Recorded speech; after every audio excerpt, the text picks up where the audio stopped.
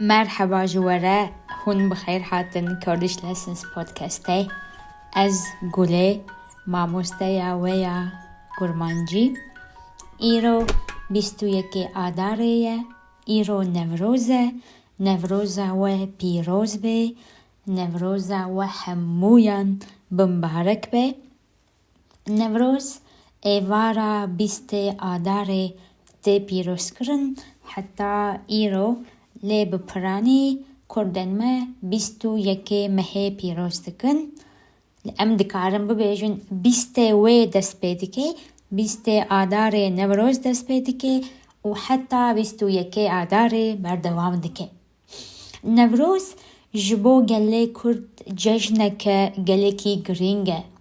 Her sal di 21 Adarê de tê pîrozkirin. Ev roj di çanda Kurdî de destpêka sala nû ye. Newroz tê wateya Roja Nû. Newroz. Di vê rojê de kurdên li hemû deverên cîhanê şahiyê dikin. Mirov li derdora agirê Newrozê kom dibin û direqisin. Zarok û mezin bi hev re govendê digirin û cejnê pîroz dikin. Di Newrozê de mirov cilên xweşik û rengîn li xwe dikin. Kesk, sor û zer ji bo vê cejnê rengên sereke ne.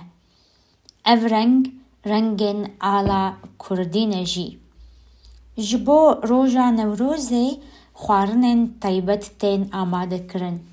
Jin, mêr, zarok û pîr bi hev re diçin seyranê.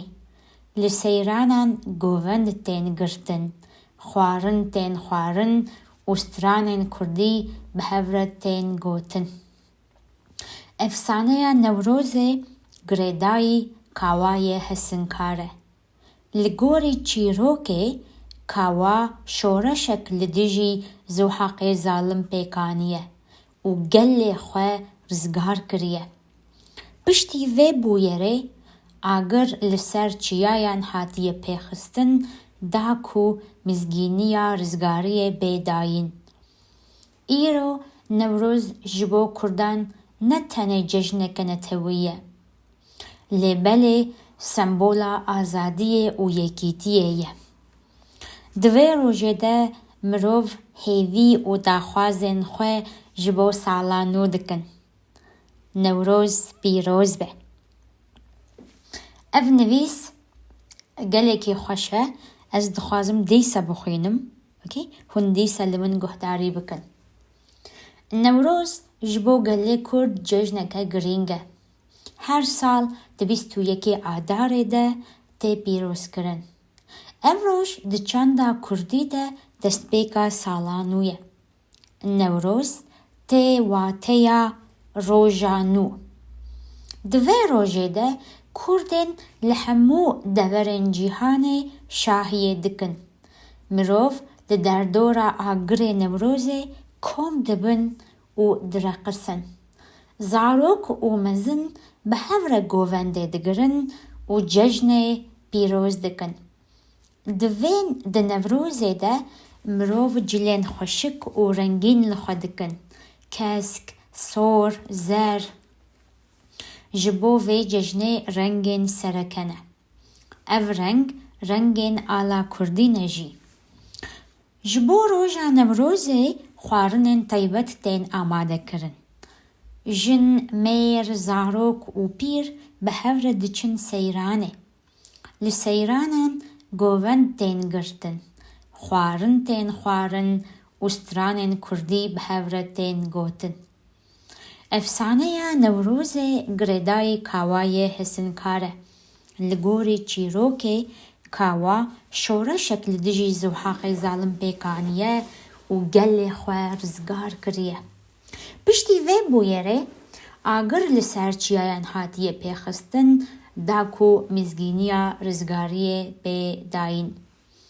Îro Newroz ji bo Kurdan ne tenê cejneke netewî ye. Lêbelê sembola azadiyê û yekîtiyê ye. Divê rojê de mirov hêvî û daxwazên xwe ji bo sala nû dikin. Newroz pîroz be. So li vir hin peyv hene, ez dixwazim em li ser wan bixwînin bixebitin. Cejn, cejna Newrozê, cejna Remezanê, cejna Qurbanê. Yani cejn is a festival or feast, celebration. Girîng, rojeke girîng, an important day. Girîng, important her sal, every year, her sal. Destpêk, beginning.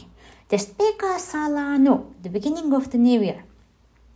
Wateya, meaning. Wateya, it means. Şahiyê or pîrozkirin, to celebrate. Dever, place, region. Agirê, fire. Agirê Newrozê. Govendê, to dance in a circle. Cilên rengîn, colorful clothes. Kesk, sor, zer. Kesk is green, sor is red, zer yellow. Ala is flag. Ala Kurdî, the Kurdish flag. Xwarin, food. Amadekirin, to prepare. Efsaneya is legend. Zarok, story. Shoresh, revolution. Zalim, cruel. Rizgarkirin, to save, to liberate. Mizgînî, good news. Azadî, freedom. Yekîtî, unity. Hêvî, hope. Daxwaz is wish. And pîroz means blessed. So Newroza we pîroz be. Happy Newroz to you. Gelek spas.